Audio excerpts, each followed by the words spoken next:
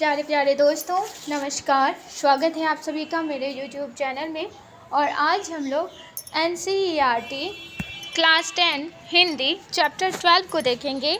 और ये हमारे चैप्टर का नाम है लखनवी अंदाज, जिसको लिखा है यशपाल जी ने। तो आइए इस चैप्टर में देखते हैं कि क्या विशेष है। चलिए स्टार्ट करते हैं। पहले तो लेखक का परिचय दिया हुआ है, लेखक के परिचय को देख लेते हैं हम लोग। यशपाल का जन्म सन 1903 में पंजाब के फिरोजपुर छावनी में हुआ।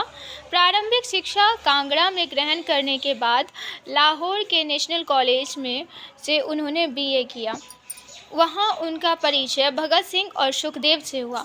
स्वाधीनता संग्राम की क्रांतिकारी धारा से जुड़ाव के कारण वे जेल भी गए। उनकी मृत्यु सन 1976 में हुई। यशपाल की रचनाओं में आम आदमी के सरोकारों की उपस्थिति है। वे यथार्थवादी शैली के विशिष्ट रचनाकार हैं। सामाजिक विषमता, राजनीतिक पाखंड और रूढ़ियों के खिलाफ उनकी रचनाएं मुखर हैं। उनके कहानी संग्रहों में ज्ञानदान, तर्क का तूफान, पिंजरे की उड़ान व दुलिया फूलों का कुर्ता उल्लेखनीय है।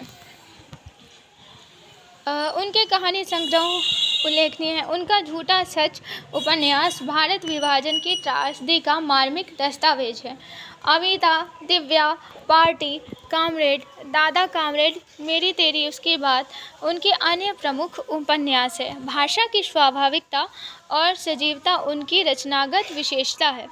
यूँ तो यशपाल ने लखनवी अंदाज व्यंग्य यह साबित करने के लिए लिखा था कि बिना कथ्य के कहानी नहीं लिखी जा सकती, परंतु एक स्वतंत्र रचना के रूप में इस रचना को पढ़ा जा सकता है। यशपाल उस पतनशील सामंती वर्ग पर कटाक्ष करते हैं जो वास्तविकता से बेखबर एक बनावटी जीवन शैली का आदी है। कहना न होगा कि आज के समय में भी ऐसी परजीवी संस्कृति को देखा जा सकता है। लखनवी अंदाज। मुफस्सलिब की पैसेंजर ट्रेन चल पड़ने की उतावली में फुंकार रही थी। आराम से सेकंड क्लास में जाने के लिए दाम अधिक लगते हैं। दूर तो जाना नहीं था। भीड़ से बचकर एकांत में नई कहानी के संबंध में सोच सकने और खिड़की से प्राकृतिक दृश्य देख सकने के लिए टिकट सेकंड क्लास का ही ले लिया। गाड़ी छूट रही थी। सेकेंड क्लास के एक छोटे डिब्बे को खाली समझकर जरा दौड़ाकर उसमें चढ़ गए। अनुमान के प्रतिकूल डिब्बा निर्जन नहीं था। एक बर्थ पर लखनऊ की नवाबी नस्ल के एक सफ़ेद पोश सज्जन बहुत सुविधा से पालथी मारे बैठे थे। सामने 2 ताजे चीकने खीरे तौलिए पर रखे थे। डिब्बे में हमारे सहसा कूद जाने से सज्जन की आंखों में एकांत चिंतन में विघ्न का असंतोष दिखाई दिया। सोचा हो सकता है यह भी कहानी के लिए सूझ की चिंता में हो या खीरे जैसी अपदार्थ वस्तु का शौक करते देखे जाने के संकोच में हो। नवाब ने संगति के लिए उत्साह नहीं दिखाया। हमने भी उनके सामने की बर्थ पर बैठकर आत्मसम्मान में आंखें चुरा ली। थाली बैठे कल्पना करते रहने की पुरानी आदत है। नवाब साहब की असुविधा और संकोच के कारण का अनुमान करने लगे। संभव है नवाब साहब ने बिल्कुल अकेले यात्रा कर सकने के अनुमान में किफ़ायत के विचार से सेकंड क्लास का टिकट खरीद लिया हो और अब गवारा न हो कि शहर का कोई सफ़ेदपोश उन्हें मंझले दर्जे में सफ़र करता देखे। अकेले सफ़र का वक्त काटने के लिए ही खीरे खरीदे होंगे और अब किसी सफ़ेदपोश के सामने खीरा कैसे खाएं। हम कनखियों से नवाब साहब की ओर देख रहे थे। नवाब साहब कुछ देर गाड़ी की खिड़की से बाहर देखकर स्थिति पर गौर करते रहे। ओह, नवाब साहब ने सहसा हमें संबोधन किया। आदाब अर्ज जनाब, खीरे का शौक फरमाएंगे। नवाब साहब का सहसा भाव परिवर्तन अच्छा नहीं लगा। भांप लिया आप शराफत का गुमान बनाए रखने के लिए हमें भी मामूली लोगों की हरकत में लथेड़ लेना चाहते हैं। जवाब दिया, शुक्रिया किबला, शौक फरमाएं। नवाब साहब ने फिर एक पल खिड़की से बाहर देखकर गौर किया और दृढ़ निश्चय से खीरों के नीचे रखा तौलिया झाड़कर सामने बिछा लिया। सीट के नीचे से लोटा उठाकर दोनों खीरों को खिड़की से बाहर धोया और तौलिए से पूछ लिया। जेब से चाकू निकाला, दोनों खीरों के सिर काटे और उन्हें गोदकर झाग निकाला। फिर खीरों को बहुत एहतियात से छीलकर फाकों को करीने से तौलिए पर सजाते गए। लखनऊ स्टेशन पर खीरा बेचने वाले खीरे के इस्तेमाल का तरीका जानते हैं। ग्राहक के लिए जीरा मिला, नमक और पिसी हुई लाल मिर्च की पुड़िया भी हाजिर कर देते हैं। नवाब साहब ने बहुत करीने से खीरे की फाकों पर जीरा मिला, नमक और लाल मिर्च की सुर्खी बुरक दी। उनके प्रत्येक भाव भंगिमा और जबरों के स्फुरण से स्पष्ट था कि उस प्रक्रिया में उनका मुख खीरे के रसास्वादन की कल्पना से प्लवित हो रहा था। हम कनखियों से देखकर सोच रहे थे, मियाँ रईस बनते हैं, लेकिन लोगों की नज़रों से बच सकने के ख्याल में अपनी असलियत पर उतर आए हैं। नवाब साहब ने फिर एक बार हमारी ओर देख लिया।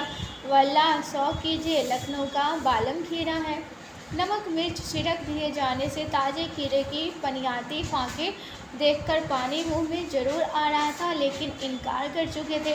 आत्मसम्मान निभाना ही उचित समझा। उत्तर दिया, शुक्रिया, इस वक्त तलब महसूस नहीं हो रही। मेदा भी जरा कमज़ोर है, किबला शौक़ फरमाए। नवाब साहब ने सतृष्ण आँखों से नमक मिर्च के संयोग से चमकते खीरे की फाँकों की ओर देखा। खिड़की के बाहर देखकर दीर्घ निश्वास लिया। खीरे की एक फाँक उठाकर होठों तक ले गए, फाँक को सूंघा, स्वाद के आनंद में पलकें मूंद गए। मुंह में भर आए पानी का घूंट गले से उतर गया। तब नवाब साहब ने फाँक को खिड़की से बाहर छोड़ दिया। नवाब साहब खीरे की फाँकों को नाक के पास ले जाकर वासना से रसास्वादन कर खिड़की के बाहर फेंकते गए। नवाब साहब ने खीरे की सब फाँकों को खिड़की से बाहर फेंककर तौलिए से हाथ और होंठ पोंछ लिए और गर्व से गुलाबी आंखों से हमारी ओर देख लिया, मानो कह रहे हो, यह है ख़ानदानी रईसों का तरीका। नवाब साहब खीरे की तैयारी और इस्तेमाल से थक कर लेट गए। हमें तस्लीम में सिर खम कर लेना पड़ा। हम गौर कर रहे थे, खीरा इस्तेमाल करने के इस तरीके को खीरे की सुगंध और स्वाद की कल्पना से संतुष्ट होने का सूक्ष्म, नफीस या एब्स्ट्रैक्ट तरीका जरूर कहा जा सकता है, परंतु क्या ऐसे तरीके से उदर की तृप्ति भी हो सकती है? नवाब साहब की ओर से भरे पेट के ऊंचे डकार का शब्द सुनाई दिया और नवाब साहब ने हमारी ओर देखकर कह दिया, खीरा लजीज होता है, लेकिन होता है शकील, नामुराद मैदे पर बोझ डाल देता है। ज्ञान चक्षु खुल गए। पहचाना, ये है नई कहानी के लेखक। खीरे की सुगंध और स्वाद की कल्पना से पेट भर जाने का डकार आ सकता है, तो बिना विचार, घटना और पात्रों के लेखक की इच्छा मात्र से नई कहानी क्यों बन सकती? अब इसका प्रश्न अभ्यास दिया गया है रचना, और अगर आपको प्रश्न अभ्यास भी हल करना हो तो प्लीज़ मुझे बताइएगा कमेंट में, मैं आपका सॉल्व करवा दूँगी। आइए इसके शब्द संपदा को देख लेते हैं।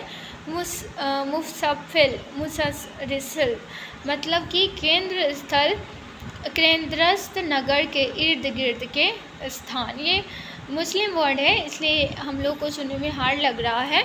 मुसफ़िल का अर्थ है केंद्रस्थ नगर के इर्द गिर्द के स्थान। सफ़ेद पोश का अर्थ है भद्र व्यक्ति।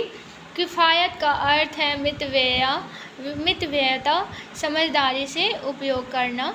आदाब अर्ज मतलब अभिवादन का एक ढंग। गुमान भ्रम। एहतियात सावधानी। बुरक देना छिड़क देना। स्फुरन फफरना हिलना। और प्लवित यानी कि पानी भर जाना। पनियाती रसीली, मैदा आमाशय। तस्लीम सम्मान में। सिर खम करना सिर झुकाना। तहजीब शिष्टता। नफासत स्वच्छता। नजागत कोमलता। नफीस बढ़िया। एब्स्ट्रैक्ट्स सूक्ष्म जिसका भौतिक अस्तित्व न हो। अमूर्त शकील आसानी से न पचने वाला। तो ये लेक्चर सुनने के लिए आप सभी का बहुत बहुत धन्यवाद। आशा करती हूँ ये लेक्चर आप लोगों को पसंद आया होगा।